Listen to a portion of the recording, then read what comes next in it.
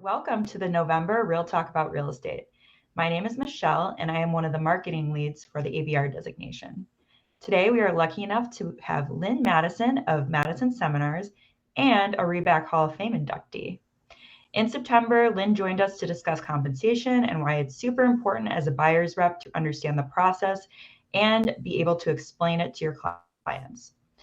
This month, we're doing a part two, but diving deeper into your value proposition as a buyer's rep.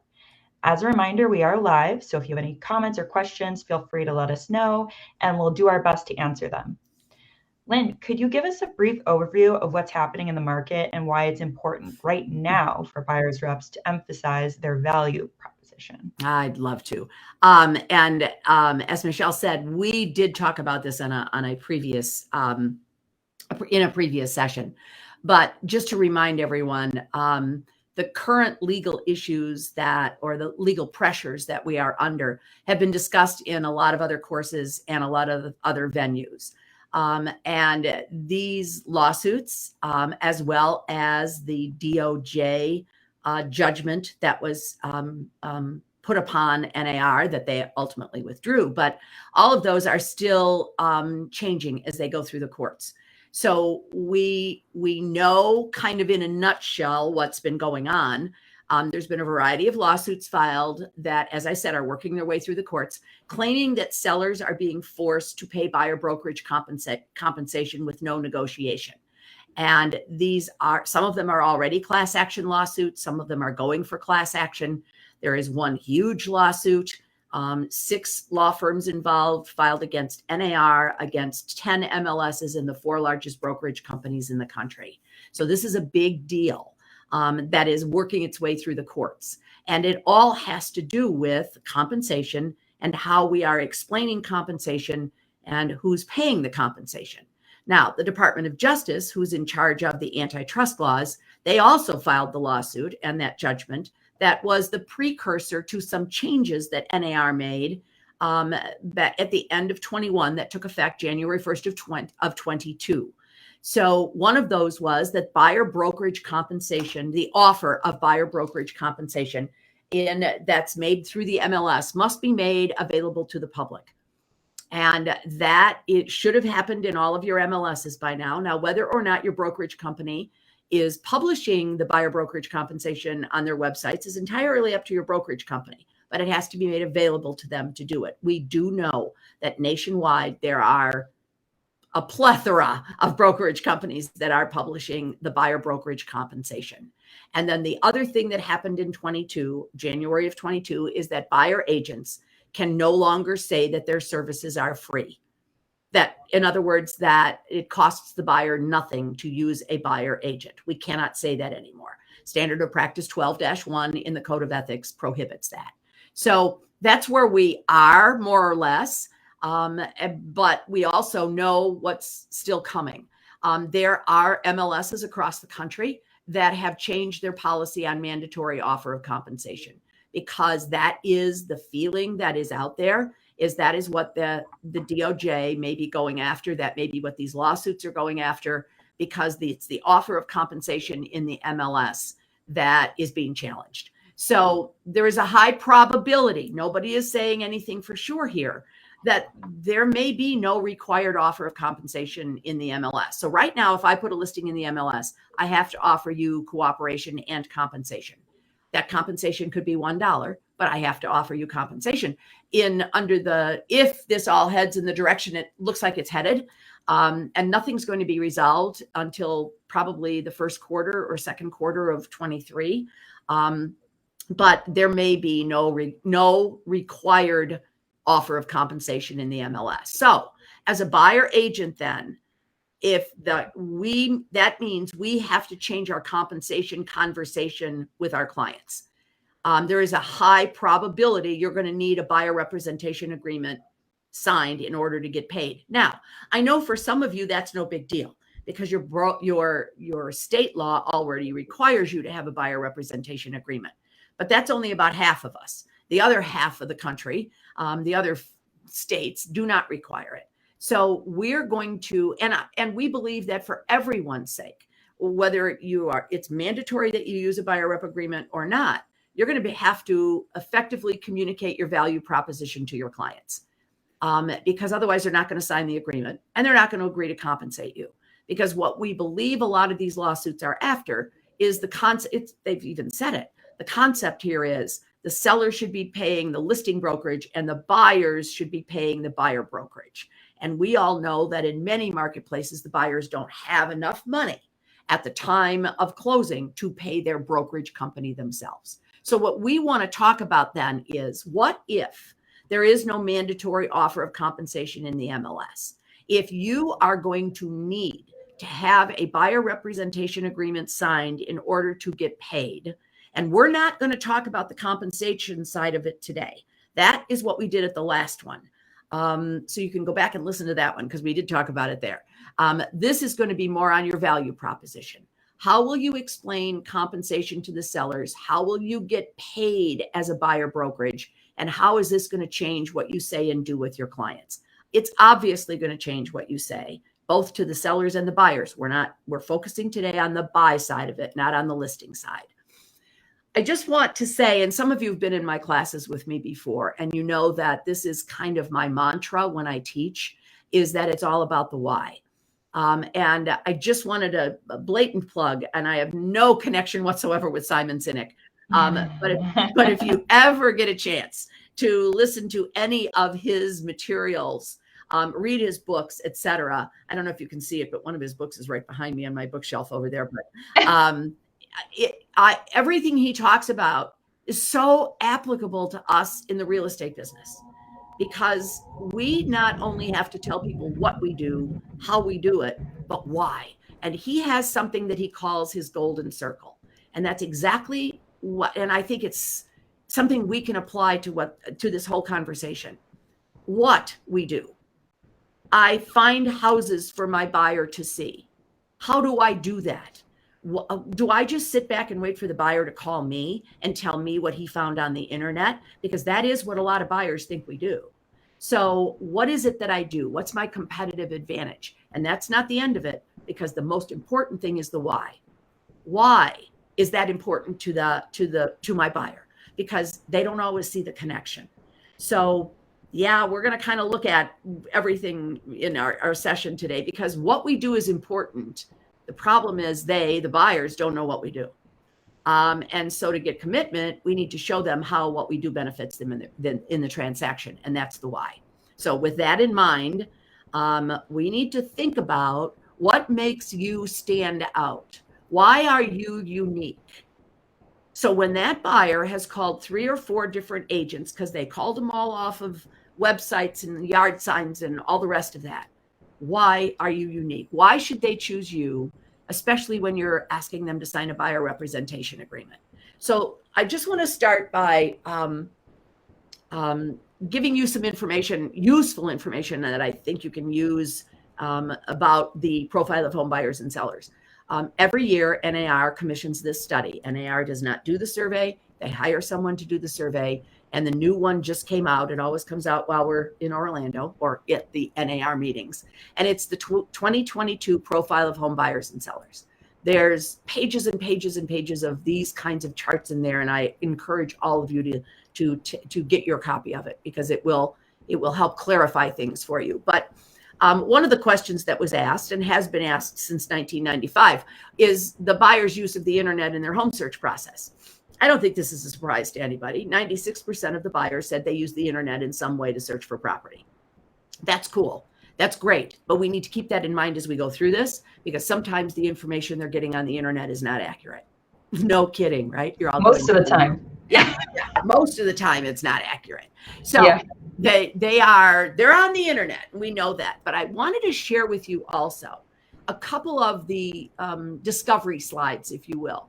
They asked the buyers, what were the most difficult steps of the home buying process? And they all said finding the right property. Okay, but look at the next 2. I can't help them with saving the down payment. That's the 4th one. But the paperwork and understanding the process and the steps was literally, if you put those 2 things together, was the second most important thing after finding the right property. So they're saying to us, that was difficult for them. And then the next slide was, what were the benefits provided by your real estate agent during your process? And look at what number one is. Number one is help the buyer understand the process. So I just want to start all of this by saying, if this is their concern, then we need to be the answer to those concerns. So if we're going to build a value proposition discussion, it should be around what the buyers are asking for, and that's understanding the process. They don't know what we do. They think they have all the information they need to be an educated buyer because it's all on the internet, and we know that's not necessarily the case. So you're going to see throughout this session that little symbol on there, and that means this is scripting. And I will put together a PDF of these slides, and if you want them, tell them what you need them to do, Michelle, if they want the... Sure. So if you'd like the materials from Lynn after this, just comment on this video with your email address, and we will make sure to send it to you. And I will put all of them together for you and send them to you, so you don't have to take pictures and you don't have to memorize everything. And I also then don't have to read everything to you. One of the things that people kept asking us for as we teach the ABR class, et cetera, is they wanted some scripts. Some of our agents don't know how to say it. And even if you are an expert at your value proposition and you just came here today for a couple of tips, there's going to be some stuff in here that you may want to take a look at to kind of fine tune yours. So our session today won't take very long, Mr. and Mrs. Buyer, Mr. Buyer, Mrs. Buyer, whoever it is you're talking to. But we're going to go over what's important to you in your new home, answer your questions about buying, get to know each other a bit, and determine if I'm the right agent for you. So my job is to find you the right home at the right price and terms and get this thing to the closing table. So let's start with what you're looking for. So I have for you, and you should create, if you don't have one, you need one, a buyer qualifying questionnaire beyond the normal questions of how many bedrooms, how many bathrooms, that kind of thing.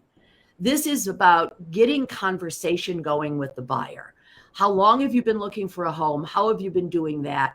We have this buyer qualifying questionnaire in the ABR course. And I know you all have your ABR, but we've just modified the course to include a lot of what we're talking about today.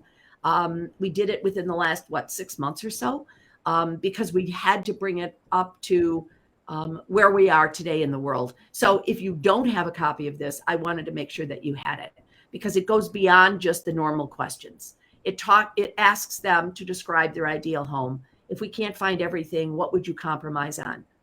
Are there any deal breakers for you? In other words, what will you not compromise on? So the more we can get to know, and the more we can build that rapport with the buyers, and this is just a way to start that all off. So that's important when we're talking about our value proposition. So the next part of it is they need to talk to a lender.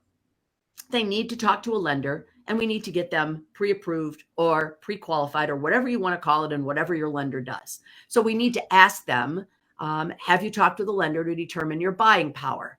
I know a lot of people struggle with how to phrase that. I've always tried to stay away from saying, have you talked with a lender to see what you qualify for? I want it to be a positive statement of determining their buying power. And then I offer my lender, they can do a pre-approval so we can narrow down our search and be sure we are not looking in a price range that is more than you want to commit to. One more time, we're talking about, are they qualified? So anytime you can have that conversation in a positive way, it seems to make a lot of sense to do it that way. I also wanted to mention here, and we're seeing that this is becoming important to the buyers. Typically, the lender does the financing part of it. We know that. But you can really help your clients better if you understand at least the basics of financing. We still have buyers who believe they need 20% down.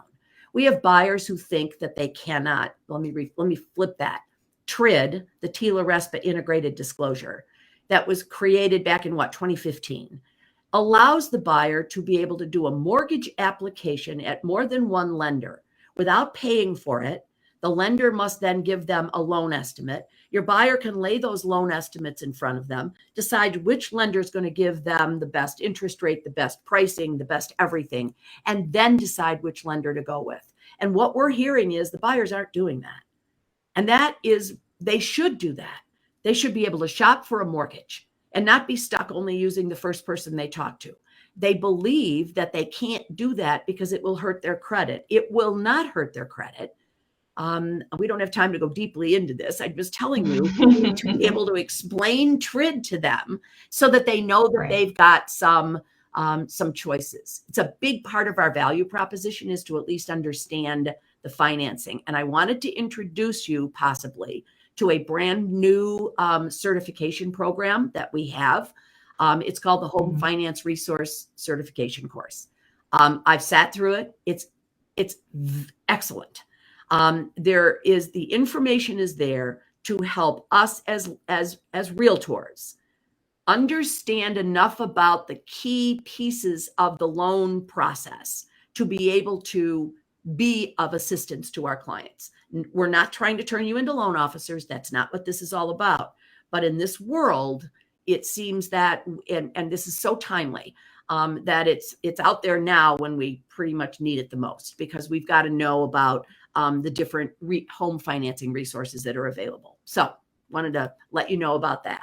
This is the scripting that you can use to get your legal stuff out of the way. It says Illinois on mine because I'm in Illinois, but you've got to explain agency and explain that this is a legally complex procedure and what my job is. So I've got some things you can use for that.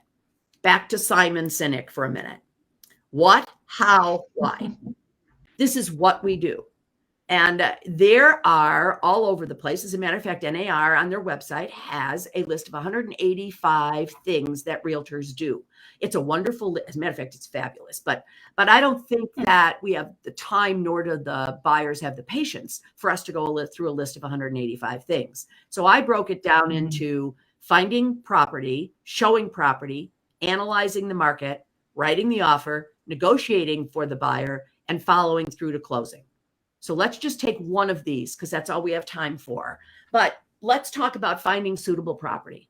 The benefit to the client. Not all of the properties you see on the internet are available, and not all of the available properties are on the internet. And that's a fact. And the buyers think everything's on the internet.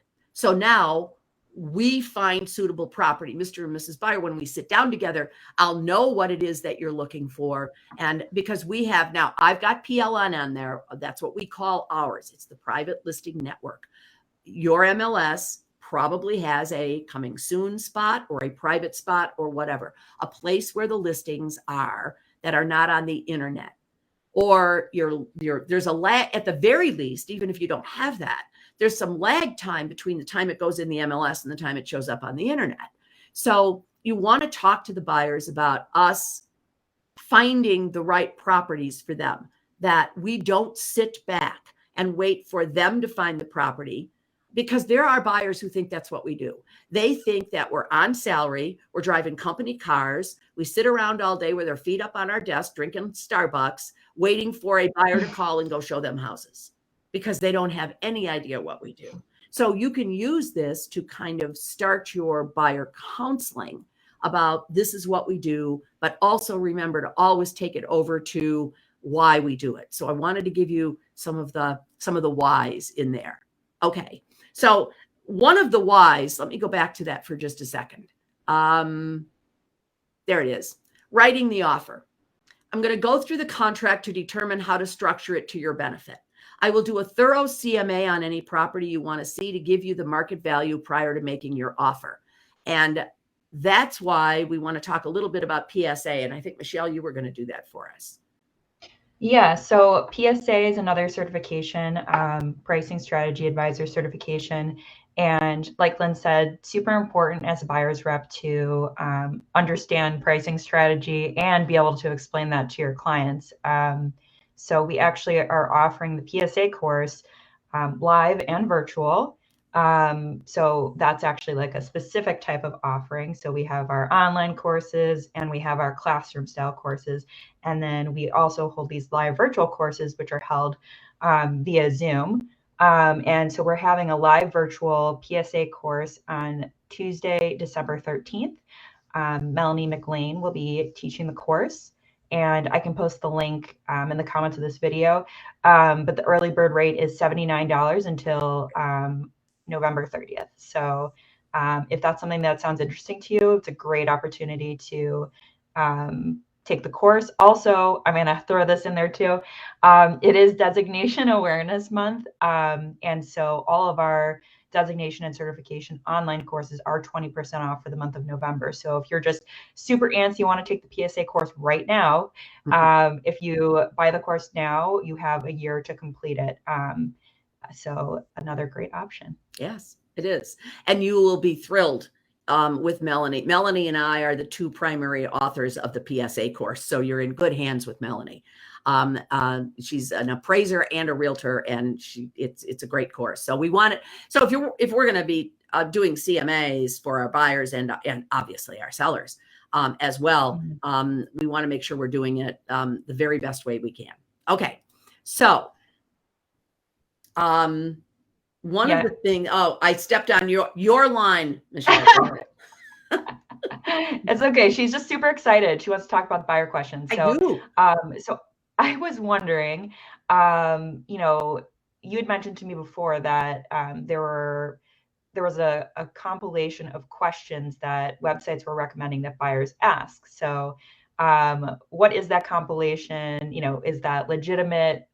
You know, what is involved with that series of questions? Great. So remember we said that most of the buyers start their search on the internet. So I went on the internet and I put into the search questions to ask a buyer agent. And I pulled up a couple of dozen different sites and I went through the questions that they were recommending buyers ask their buyer agents. So I did the research. And that's what I've put into this next couple of slides. And I am suggesting here that you be proactive instead of reactive. If you know that the buyers are on the internet, and I will bet you they're doing the same thing, what should I be asking? Then you might want to take a look at this list when you get it, because I'm not going to go through every single one of these, and build them into your if you will, presentation of your value proposition. These were the questions that I found on 24 sites. And yes, I did sit here. I did have a glass of wine, so I don't know how accurate it was when I got to the end of it, but I did go through it and I looked at it and I tallied them up, and these are the ones that showed up the most. So just to give you an idea, they wanted questions like, how many homes have you sold in this area? How familiar are you with this area? What's your strategy to help us find the right home? How many other clients are you representing? How much do you charge? Can you tell me about your negotiation style? There's a lot of, I thought, really good things you can look at to start building your counseling session. Okay. I'm going to be sending you, and you can get from us, the buying process. Now you're going to change this so that it's more specific to your marketplace, but it is a general idea of the buying process. Because remember what the surveys showed us. The surveys showed us that they needed help with the buying process. So let's give them the help that they're asking for. Think about all of this. You're separating yourself from the rest of the agents out there, because I don't think most of the agents are going through all of this with the buyers. A list of possible expenses may be something you want to include as well. I've had agents tell me when they got ready to write the contract and they said to the buyer, okay, now we need the earnest money. And some of the buyers go, what do you mean earnest money? Well, I think maybe we should prepare them for that before we got to the writing of the contract stage. So it is amazing how many of the buyers, and if you get a chance, there was a survey that was done, and if I can find the link to it, I will send that. I will find the link to it, but it was on Realtor Magazine. And it was a survey where they asked different generations to define real estate terms. And every generation failed miserably. And because it was a little bit better with us baby boomers than it was with some, but not much. So they don't understand a lot of things. So list of possible expenses. This is talking, the ability for you to have that conversation with them about why they should choose one agent and not be working with more than one agent. So take a look at that scripting as well when you receive it. Because I want to spend a couple of seconds talking about the Pledge of Performance. We have had the Pledge of Performance in the ABR course for years. This was mine. I used it when I was using a buyer representation agreement in Illinois, and I will admit it now because the statute of limitations has run out. It wasn't even legal. There was nothing in my law or the code of ethics that even allowed us to be buyer agents back in the day. So, but I didn't understand why people were buying the largest single investment they ever make in their lives. And I wasn't working for them. I was working for the sellers. It made absolutely no sense. So I created this because I'm committed to preparing you to be an educated buyer. I do all of this because I'm here to help you save time. I do all of this. I'm committed to helping you find the best value. I do this. I do all of this. And I don't get my compensation till we get to the closing table. You can almost do your buyer counseling session from this, your value proposition. And I know we call it a buyer counseling session, but I think we've been missing the value proposition conversation. The part of it that says, I'm good at what I do. I'm here for you. And I can make a difference for you in the purchase of your home. Again, the largest single investment you ever make in your life. But you got to internalize this. It's got to be because you believe 100% that you are the right person for them to use. So this has to be you, not me. So when you get it, take off the stuff you don't do, add the stuff you do, under promise, over deliver. Because once you put it in writing and you hand it to them, you better be doing it. I don't think there's anything on here that we as ABRs don't already do. So it's there for you to use. And I think it's more important than ever in the whole discussion of our value proposition. I also have for you, this is, we jokingly back here in Illinois refer to this as random thoughts about buying homes from Lynn Madison. These are all very real things, but it's things people don't always think about. And it's kind of lighter and a little bit more fun. So like there are no perfect homes. So be ready to make compromises and concessions and know what's most important to you and give on those things that aren't important to you. New homes may be lower in maintenance costs, but can be higher in out-of-pocket expenses. In many cases, you buy a new home, you don't even have grass in the front yard or trees. You have no window treatments. I mean, so it's just those kinds of things, full page of them. Create your own, use mine, but it gives you that conversation ability with the buyers. You might want to consider putting together either a print or an electronic buyer counseling packet that has some of this information in there that you send to them before you even meet them.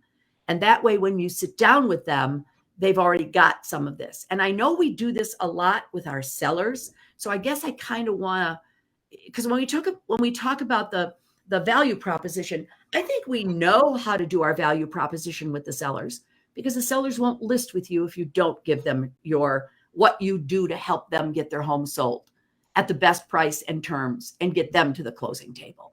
So I want you to just flip the script and take a look at what you do on the listing side and bring it over to the buy side, and modify it, but use it the same kind of way.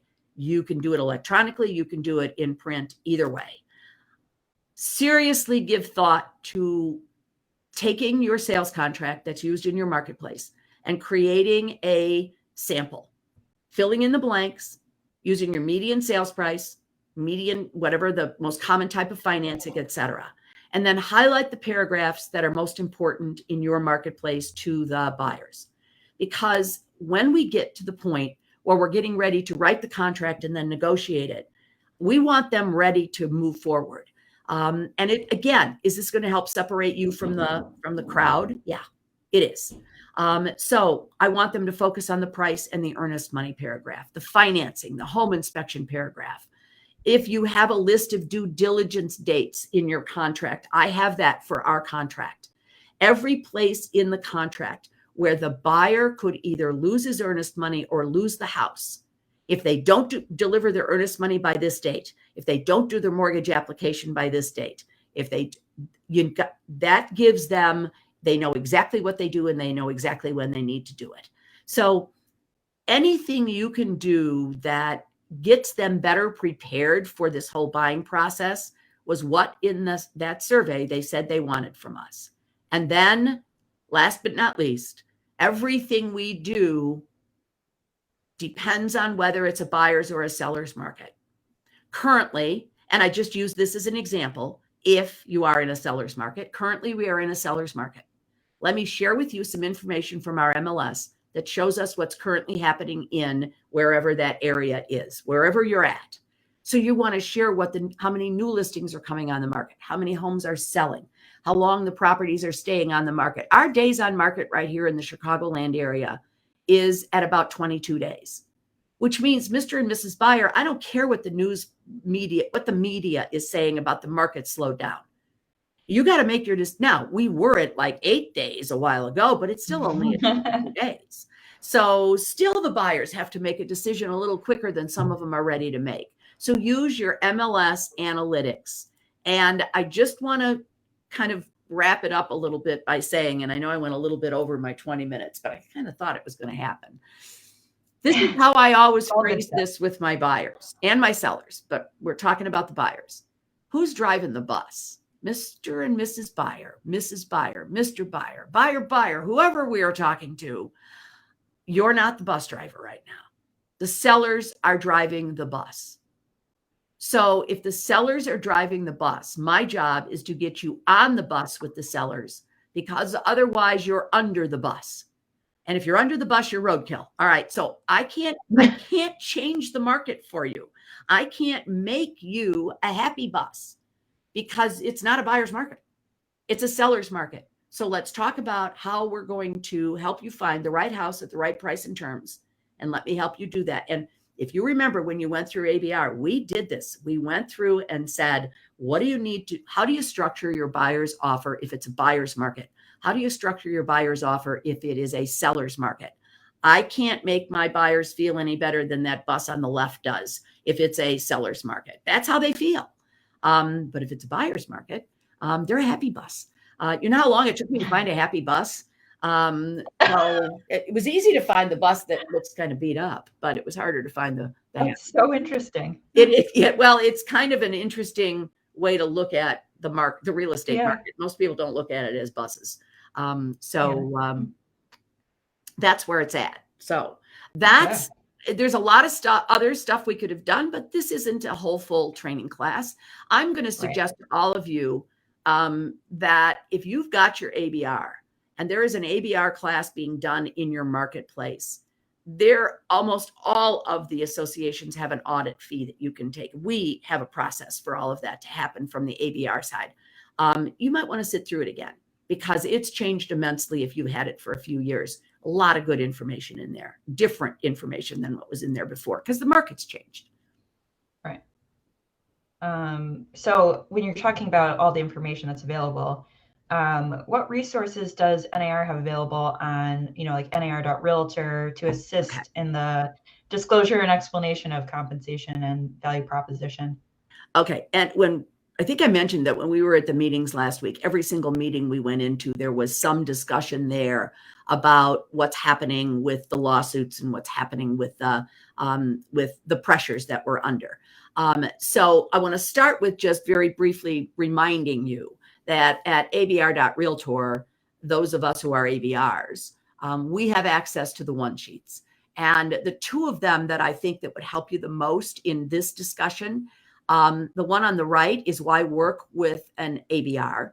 And the one on the left is customer or client. Now, the customer or client one does not work in all states because in some states like Illinois and Louisiana and a few others, you are presumed to be the agent of the person with whom you are working. In other words, we don't have buyer customers. We only have buyer clients. But boy, for the rest of you, where the buyer has to sign that buyer rep agreement or you are not their agent, this is a wonderful tool for you to use that explains the difference between them being a customer and them being a client. Okay. So that's at abr.realtor.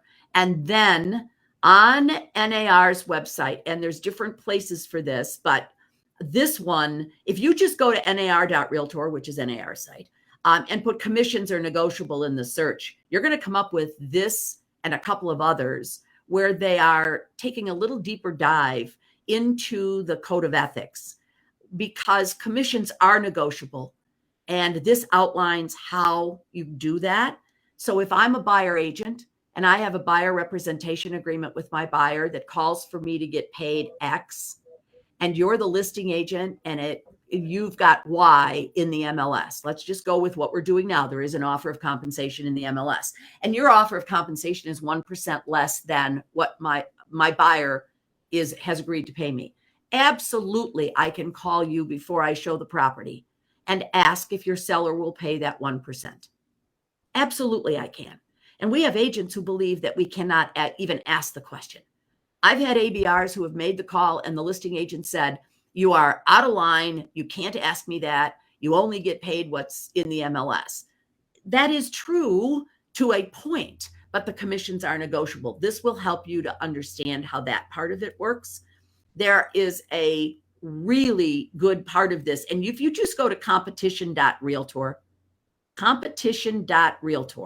you're going to be able to access all of this. This is exactly where you find this. There are on this site a myriad of Q&As on there, frequently asked questions with some really, really good information for us as realtors that we can use to both explain the compensation issues that are going on, as well as our value proposition. So it answers some of the questions about what's happening with the lawsuits, etc. All right, it's there. And then at competition.realtor, there is MLS is in action, because an ancillary thing that's rumbling around out there is it seems like they being the lawsuits and the DOJ, may be questioning the validity of the MLS.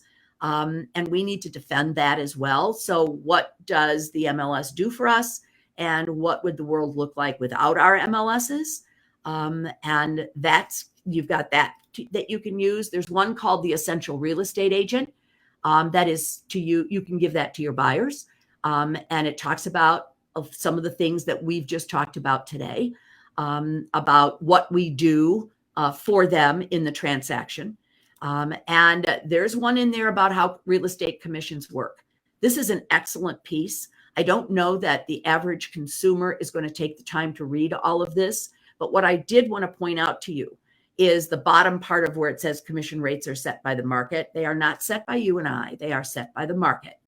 And it says commissions fluctuate over time, including having decreased steadily in recent years and have fallen to a new low of 4.94% in 2020 across the country. So when we keep getting attacked for our commissions keep going up and up, and the home prices are going up and up, and we make too much money, that's something you can say is, no, the commissions are not going up and up. So wanted you to have that, a tool that you can use. And then there's another piece that you can use with your buyers, 3 ways to maximize the value of your real estate agent. So again, it's not going to replace your personal stuff. It's not going to replace your company stuff or your state stuff, but it's to add to that of what it is that we bring to the table for them. There is a very good article at realestatecommissionfacts.com that, and again, you don't need to write all of that down. When we send you the handout from this, you'll have all of it. But it really explains how the commissions work. And since we're being, I'm going to say, attacked on all of this, we're going to need to be able to have some responses to consumers because I've said this to a bunch of people in the last few days, because I've done this presentation a couple of different times. The elections are now over. It will now be a slow news day. And you've got all those talking heads that need something to talk about. What better thing to talk about than something that affects every single person in this country, either homeowners or people who want to be homeowners. Tell me who that doesn't cover. So guys, we're a little concerned that they're going to jump on this wagon and make this sound even worse than it already is. So let's hope not. Let's hope that the news, yeah, right. Like they're going to miss a chance to do this. I don't think so. So be ready. Be ready. It's already been in the Wall Street Journal. Wall Street Journal has run 2 articles about our real estate commissions in the last, 3 months. So it's already out there. Wow. 184 things your realtor does for you.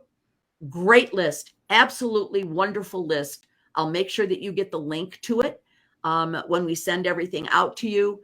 And then just a reminder at the end of this about ABR, and you are an ABR, so that would be your audit. But if you haven't taken the SRS, we didn't even touch on how all of this is going to change our conversation with our sellers. And it is. So because we were focusing on the buy side. So that we've updated the SRS program as well. We updated RENE, the real estate negotiation expert, because that's 2 days where we just straight up talk about doing negotiating, not just sales contracts, but negotiating listing agreements, buyer representation agreements, negotiating everything. And then the PSA, which we did talk about. So I did run about 10 minutes over. I thought that may be what might happen, well, even more than that, now that I think about it. Nah, that's okay. It was a little hard to get all of that done in just 20 minutes. So there you have it. So Michelle, well, thank back you. to you. Thank you. Thank you, Lynn. I don't see any questions right now. We got lots of comments. People are very interested in receiving your materials. So we will be sure to send that out once Lynn sends that to me. So I just wanted to say thank you so much, Lynn, and everyone who joined us today. I hope you have a better understanding of why your value proposition is so valuable right now.